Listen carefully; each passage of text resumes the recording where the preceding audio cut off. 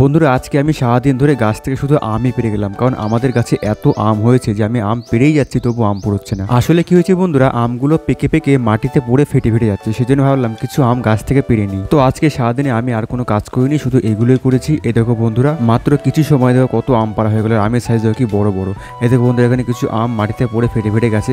এই দেখো এখানে কতগুলো আম আছে। তো আজকে আমি প্রায় 30 থেকে 40 কেজি আম পারলাম। তারপরে আজকে বিকেলে আমরা বন্ধুরা মিলে একটু বাইক নিয়ে ঘুরতে বেরিয়েছিলাম, কারণ আজকে বিকেলের আকাশটা খুব সুন্দর ছিল। এই দেখো বন্ধুরা, আজকে বিকেলে আকাশটা কি সুন্দর লাগছিল দেখতে।